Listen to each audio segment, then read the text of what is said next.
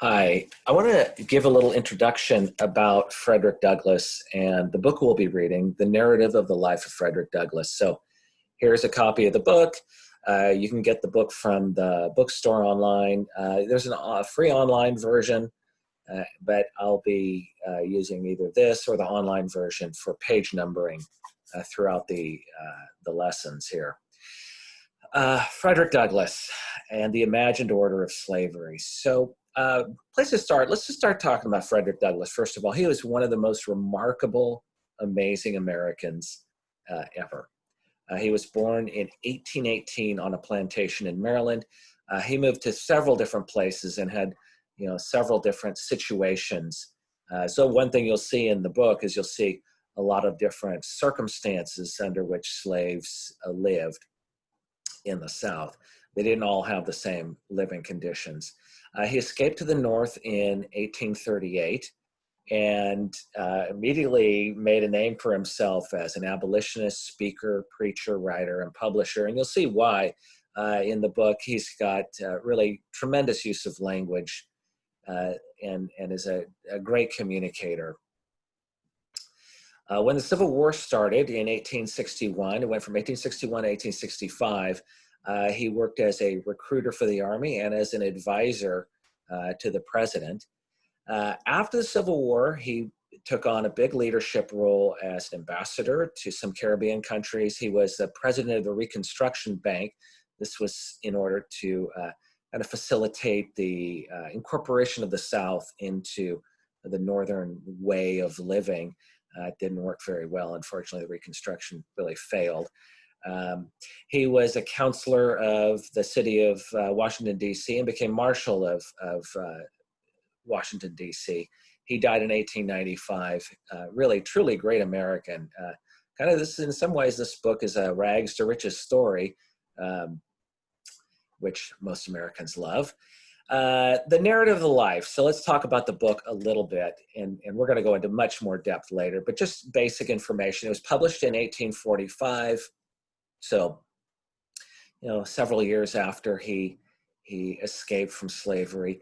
He published two more autobiographies later in his life, also very well received, that included kind of more information, kind of changed some of the added some stuff. It was an immediate success. The first edition sold out in 5 months. 4 more editions were produced in the first year. It was sold in Europe. And I'm going to call this a story of discovery. We'll see what kind of discovery it is in a minute, but we got to kind of step back from the book for a minute and talk about the kind of a very theoretical perspective that I think will help us see where the book is coming from and what it's doing. And I'd like to introduce the idea that there are 3 kinds of reality. So I think most of us are familiar with subjective reality.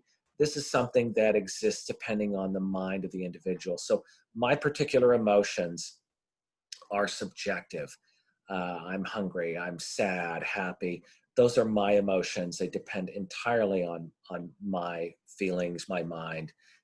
My beliefs also would be subjective. Objective reality exists independently of human consciousness and human beliefs, gravity. One way to think about this is, if there were no humans, would there still be gravity? And certainly there would be. That is objective reality. And then there's this big group of things called intersubjective. This exists within the communication network linking the subjective consciousness of many individuals. So what does that mean? First of all, it's something that is true because a large group of people believe it. And it's part of the communication network because it depends a lot on the ability of people to communicate with each other. So intersubjective reality, it's real because a lot of people believe it. If one person changes their beliefs or one person dies, it really doesn't matter that much. But if most people in the network die off or change their beliefs, then the intersubjective reality is going to change, mutate, or disappear. So, for example, the gods of the ancient Greeks and Romans, those were reality to those people back then. And now they're not real at all. Nobody really believes in this. Okay, if anybody believes it in Zeus and Hera and all these different Greek gods, that would be purely subjective. It would not be intersubjective because there's no community that still believes this. But it didn't change it overnight. Christianity came in, and it was a several hundred-year process for that the old gods to die out and the new religion to become reality. Another example of a intersubjective reality is human rights. So that's a concept that didn't exist back in the ancient Roman and Greek days. It exists now. And it exists because people believe it. If everybody died, here's a way to think about it. If there were no people, would it exist? If there were no humans, would human rights exist? Well, no, obviously. How could you have rights? But how would you have any rights? How would you have animal rights? How would you have lion and dog and cat rights? You wouldn't. It's a human concept, and it exists because we all agree that it exists. I mean, it's very real. If I go and violate somebody's rights, I can get prosecuted for it. So it's very real. Just because it's intersubjective does not mean it's not real. It's very real, but the reality depends on the group of people believing it. Every group of people have to believe it for it to be true. You go to some countries, they have really no concept of human rights to speak of, and that's not their reality. Now, try the little exercise here. Read through the items and identify whether you think these are objective, subjective, or intersubjective. Pause the video for a minute and think about it.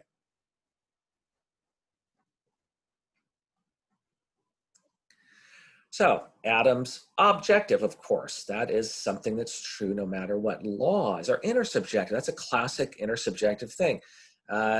You're not allowed to go over 65 miles an hour. That's the rule, right? Why? Well, because we all agree that, well, with some exceptions, you're pretty not supposed to go, well, let's say 80 is pretty much. That's not the law, but that's the practice. You don't go over that, right? You go 90, people are going to get pissed off, and they say, that's against the rules. A child's belief in an imaginary friend, obviously subjective. Money is intersubjective. Whoa, wait a minute. Money is I can touch it, I can hold it. Isn't it objective? If nobody existed, you'd still have that $100 bill there, right? But that's just a green piece of paper. In an objective sense, money is just a green piece of paper. It's worth value. What makes it money is that it has value. I can take that Benji and I can buy something with it. And because I can spend that money on something, and that person I'm giving it to has to believe that it's worth something, and he knows it's worth something because he could take it to somebody who will also give him something of value, and that person can take it to someone else and give her something of value. And if we all suddenly stop believing in the value of dollars, then it would lose its value. So even though there's a physical thing we call money, its value is intersubjective. Radioactivity is also objective. Doesn't matter whether people exist, it's going to be there. The United States of America is intersubjective. There was a time nobody believed in its existence, and it didn't exist. And then people declared it to be true. And it actually took a little while for people to really believe in the concept of the United States of America. It exists because everybody believes it to be true. Apple Corporation is also intersubjective. What? You got a big building down wherever the heck they are, right? Down in Cupertino, they got the big building. Well, yeah, the building is true, but Apple is not the building. If the building blew up, there would still be Apple Corporation. Well, what makes it? Apple Corporation exists because the United States of America has said it exists, right? And because people believe that concept to be true.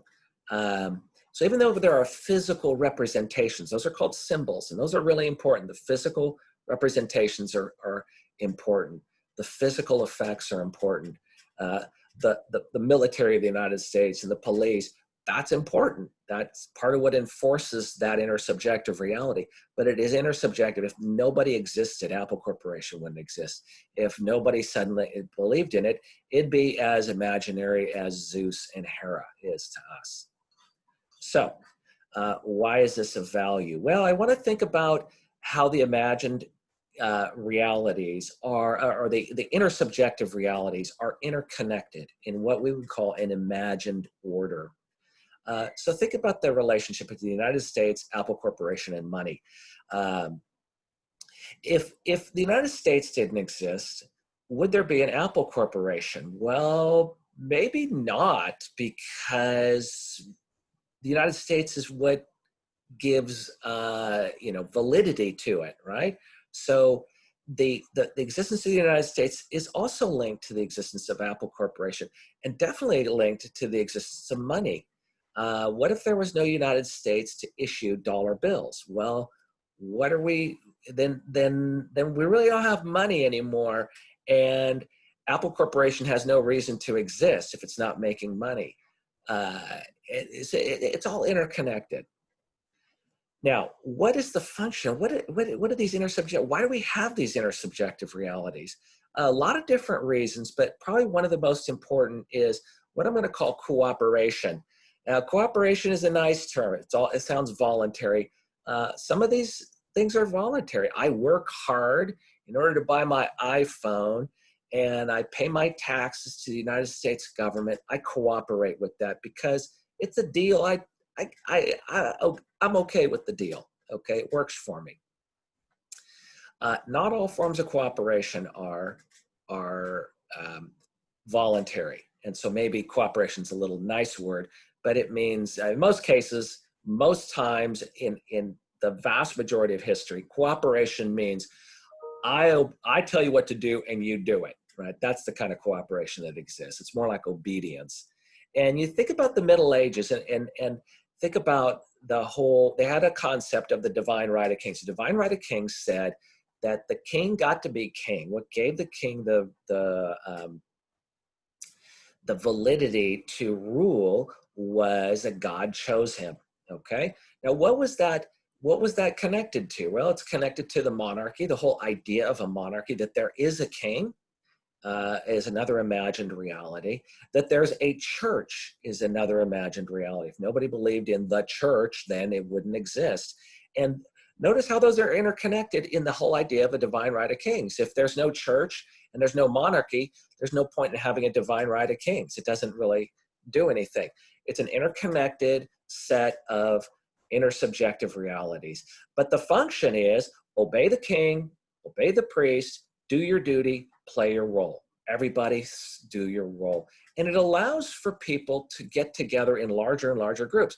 You see human societies of not just hundreds. So chimpanzees can be in groups of, maybe 20, 30, 40. You get any bigger than that, they're all at each other's throats. Because their relationships and their cooperation is all based on family ties and mutual reciprocity. They see each other directly. Here, we cooperate with people we've never seen in the world. I pay my taxes to a United States government. Who's that? I don't know where that tax money's going. I get money from somebody else I've never seen before. We have huge groups. And the reason they function is because of these intersubjective realities. We're able to have larger and larger groups that are able to accomplish more and more. There's a lot more you can do with a large group of people than you can with a band of 20 or 30. So how do you keep these things alive if it is imagined? Just follow with me.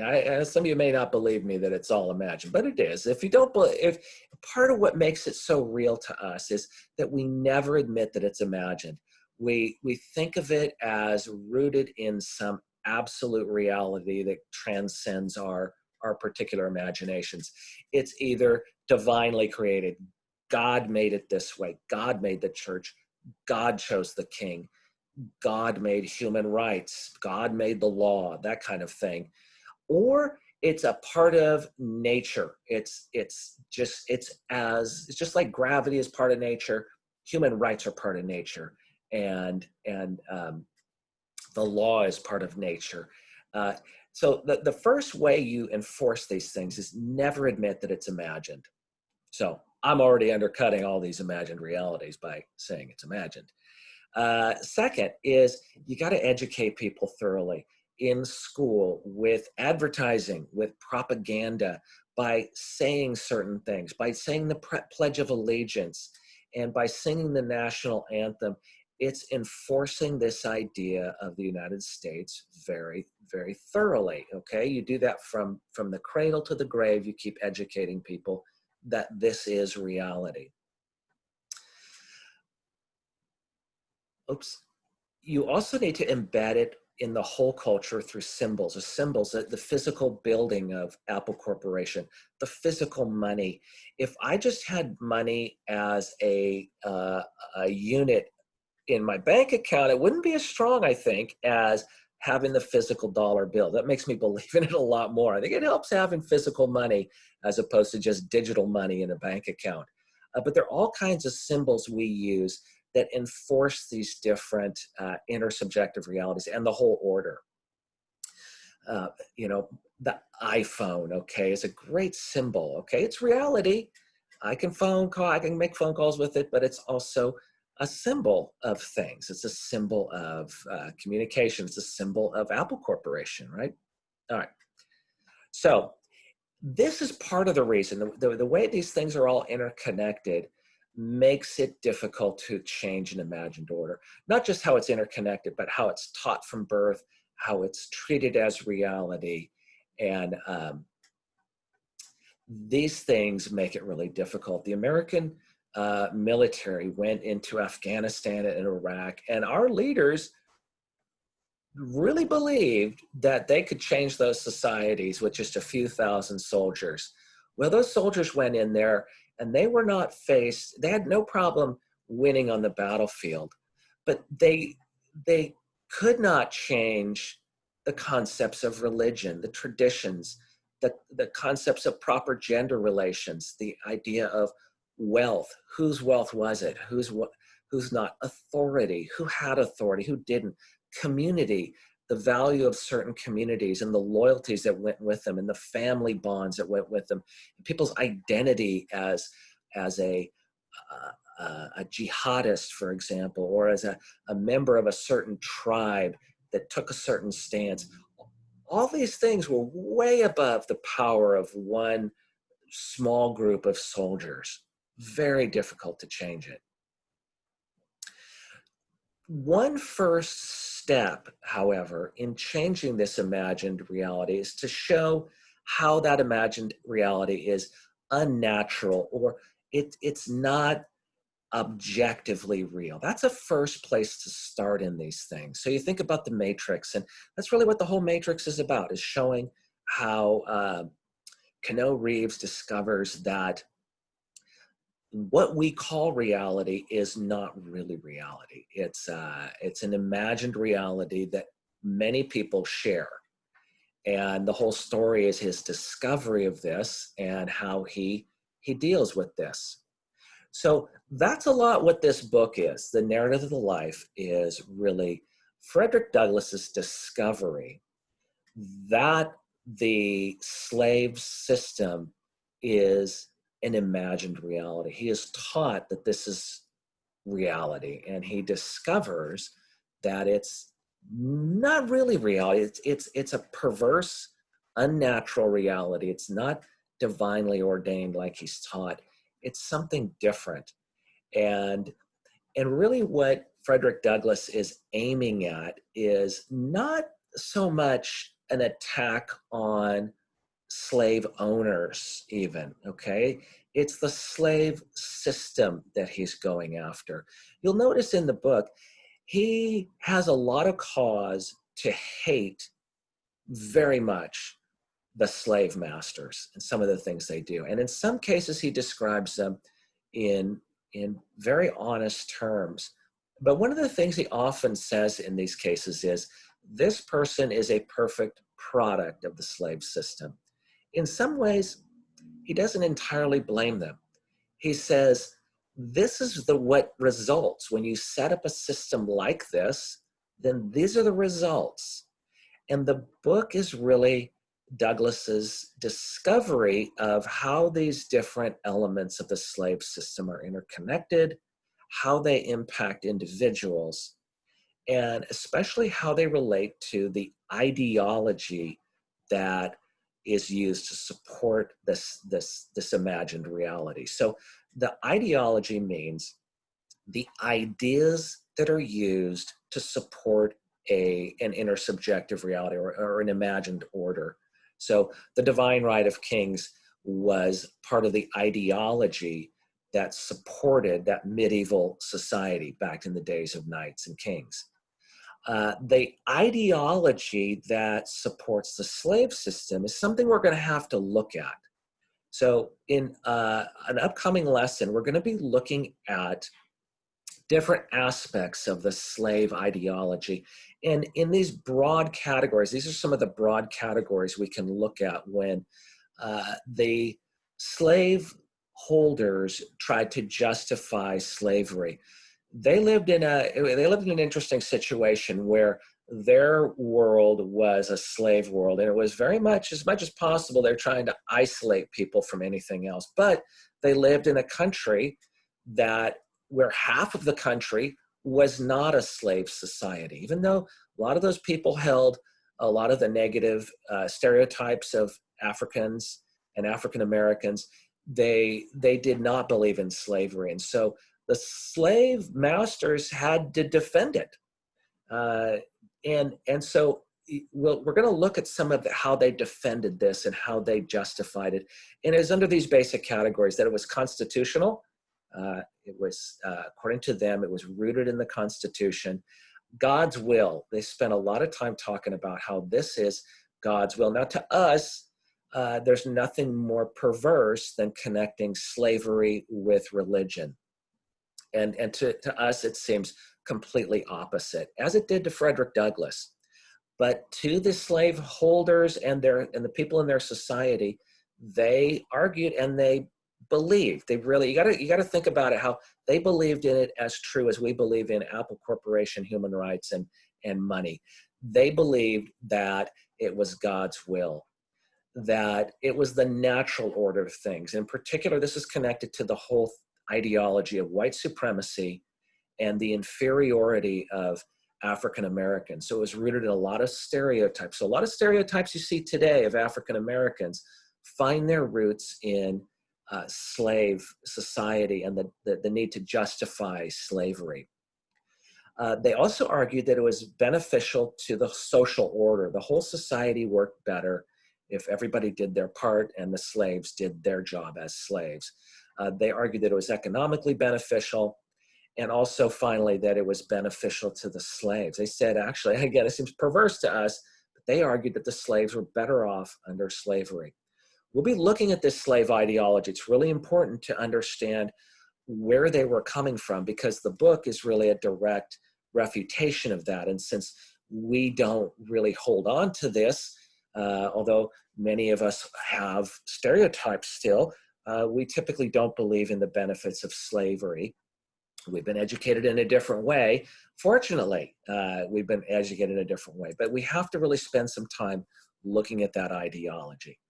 Okay, we're going to stop here, and I'll see you later.